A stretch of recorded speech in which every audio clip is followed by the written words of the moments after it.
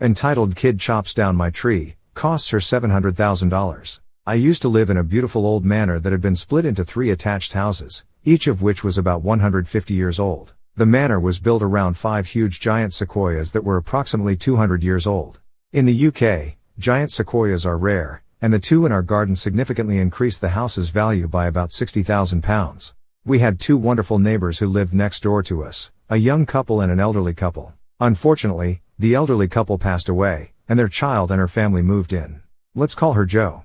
From the moment she moved in, Jo was a pain. We had been sharing chickens with the previous neighbors, and Jo agreed to keep sharing them. However, on her nights, she would constantly forget to put them away, which meant that we had to check on them every night anyway.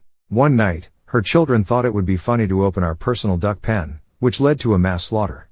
Later, the chickens went the same way. About 2 years ago, there was a storm, and one of Jo's sequoias somehow fell over and died. Understandably, they were distraught, but from then on, the jealousy started. Jo would constantly complain about how lucky we were to have 2 sequoias in our garden and how our sequoia was making too much shade in their garden, which it wasn't. Anyway, we just thought it was Jo being a pain. There were a few dry threats like they will chop it down or maybe the next storm will blow it down.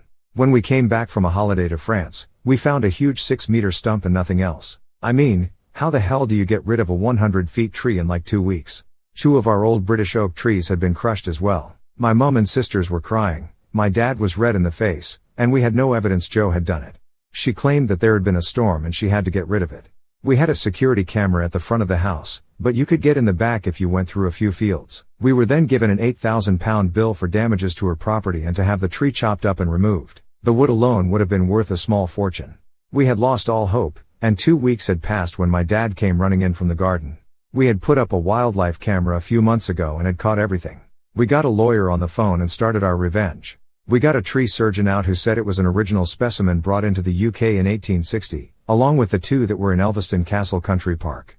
There were 218 around the UK, but only 60 now. He also told us to call out an engineer because the roots might be in the foundation, so when they rot, it could damage the house. It turns out we would need to redo the foundations. Then we took Jo to court and sued them for damage to property, trespassing, and lots of other smaller claims.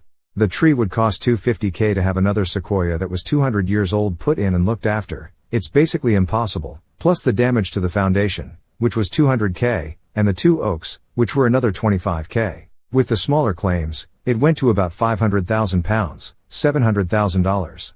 They were forced to move out.